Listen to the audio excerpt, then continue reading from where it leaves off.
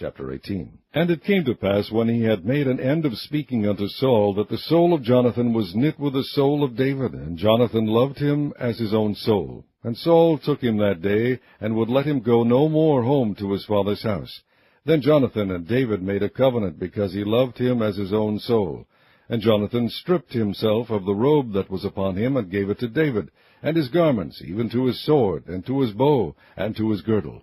And David went out whithersoever Saul sent him, and behaved himself wisely. And Saul set him over the men of war, and he was accepted in the sight of all the people, and also in the sight of Saul's servants.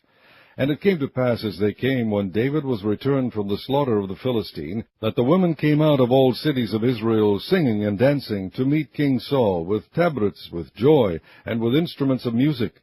And the women answered one another as they played, and said, Saul hath slain his thousands, and David his 10,000s. And Saul was very wroth, and the saying displeased him, and he said, They have ascribed unto David 10,000s, and to me they have ascribed but thousands, and what can he have more but the kingdom? And Saul eyed David from that day and forward. And it came to pass on the morrow, that the evil spirit from God came upon Saul, and he prophesied in the midst of the house. And David played with his hand, as at other times, and there was a javelin in Saul's hand. And Saul cast the javelin, for he said, I will smite David even to the wall with it. And David avoided out of his presence twice. And Saul was afraid of David, because the Lord was with him, and was departed from Saul. Therefore Saul removed him from him, and made him his captain over 1,000, and he went out and came in before the people. And David behaved himself wisely in all his ways, and the Lord was with him. Wherefore when Saul saw that he behaved himself very wisely, he was afraid of him. But all Israel and Judah loved David, because he went out and came in before them. And Saul said to David, Behold, my elder daughter Merab, her will I give thee to wife. Only be thou valiant for me, and fight the Lord's battles. For Saul said, Let not mine hand be upon him, but let the hand of the Philistines be upon him. And David said unto Saul, Who am I, and what is my life, or my father's family in Israel, that I should be son-in-law to the king? But it came to pass at the time when Merab Saul's daughter should have been given to David, that she was given unto Adriel the Maholathite to wife. And Michal, Saul's daughter, loved David, and they told Saul, and the thing pleased him. And Saul said, I will give him her, that she may be a snare to him, and that the hand of the Philistines may be against him. Wherefore Saul said to David, Thou shalt this day be my son-in-law in the one of the twain.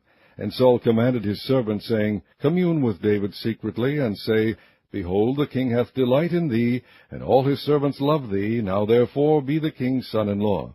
And Saul's servants spake those words in the ears of David. And David said, Seemeth it to you a light thing to be a king's son-in-law, seeing that I am a poor man and lightly esteemed? And the servants of Saul told him, saying, On this manner spake David. And Saul said, Thus shall ye say to David, The king desireth not any dowry, but 100 foreskins of the Philistines, to be avenged of the king's enemies. But Saul thought to make David fall by the hand of the Philistines. And when his servants told David these words, it pleased David well to be the king's son-in-law, and the days were not expired. Wherefore David arose and went, he and his men, and slew of the Philistines 200 men. And David brought their foreskins, and they gave them in full tale to the king, that he might be the king's son-in-law. And Saul gave him Michal his daughter to wife. And Saul saw and knew that the Lord was with David, and that Michal Saul's daughter loved him. And Saul was yet the more afraid of David, and Saul became David's enemy continually. Then the princes of the Philistines went forth, and it came to pass after they went forth that David behaved himself more wisely than all the servants of Saul, so that his name was much set by.